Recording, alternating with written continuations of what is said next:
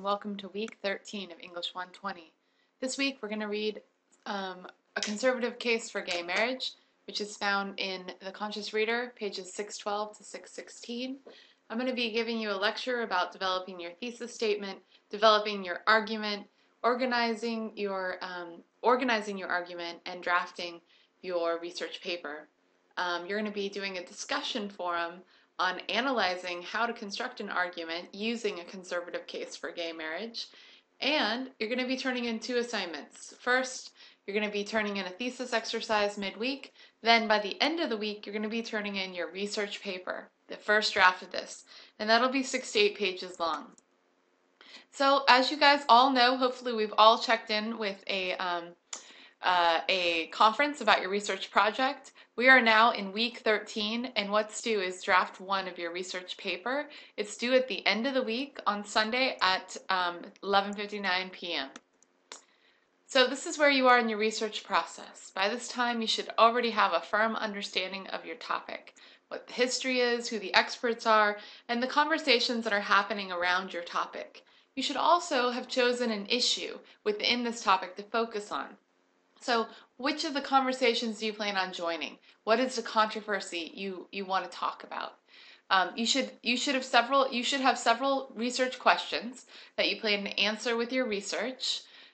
You should have found and evaluated many resources, articles, books, by visiting, and you could have gotten these resources by visiting our library, by talking with me, or by asking Stephanie Gross, our librarian, for help with your research questions. And remember, you can still do so on our Blackboard site. You should have also developed a position statement, which states which side that you want to be on when you take on your issue. So now it's time to write your thesis statement. Your thesis statement is a clear, focused expression of the main point you want to make in your essay. A thesis should contain both the topic and your position on that topic. Your thesis will be part of the introduction of your paper. It'll be in the first paragraph, usually towards the end of the first paragraph. The thesis should be an evolved version of your research question, gone position statement, gone thesis statement. So if you started off with a thesis statement such as, what are the effects of competitive soccer on adolescent girls? By now, your position statement should be steroid use by adolescent girls involved in competitive sports should be addressed by educating athletes, parents, and coaches about health consequences and emphasizing fair play.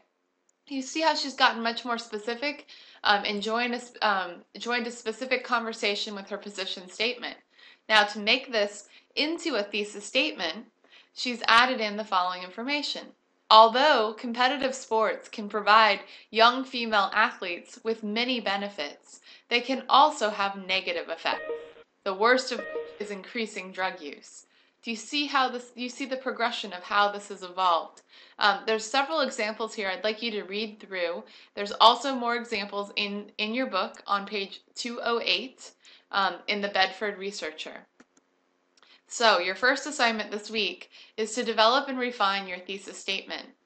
I'd like you to start off by stating what your research question is, and then talking about what your position statement is. Now this is work you should have already done in the past few weeks, so if you don't know, just go back and look in through your work, because if you've been doing your work, you've got this stuff already done.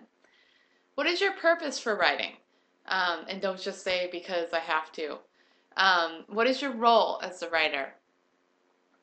What do you want your thesis statement to reflect? What are the interests, the values, and the beliefs of your readers? And then what do you want to do with what do you want your readers to do with the information you give them? Do you want them to learn about it? Do you want to change their attitudes or beliefs about something? Or do you want them to read your paper and take on an action? Choose one of those 3 for how you're going to construct your thesis. I plan to write the following type of document. Well, all of you can answer that with a research paper. The most important words and phrases in my research question are, so go back and look at your research question and look, what are the key words? What's important? What do you need to keep? The most important words and phrases in my position statement are, same thing, go back to your position statement. What do you want to keep? Building on my research question and position statement, my thesis statement is, so write up a thesis, a one-sentence thesis statement that both talks about your topic and talks about your position or your slant on that topic and why you are doing this. My readers are likely to respond to this thesis statement by asking the following questions or raising the following objections. This is where you try to think through what are the arguments against what you're saying. And if you think about them, then you can find evidence to support answers to those questions. It's always important to think through how the opposite side thinks about the topic that you're writing about. And then I'd like you to revise your thesis statement, focus it in, and then rephrase it one more time. So when you're developing your argument, what you're doing is you're supporting your thesis statement.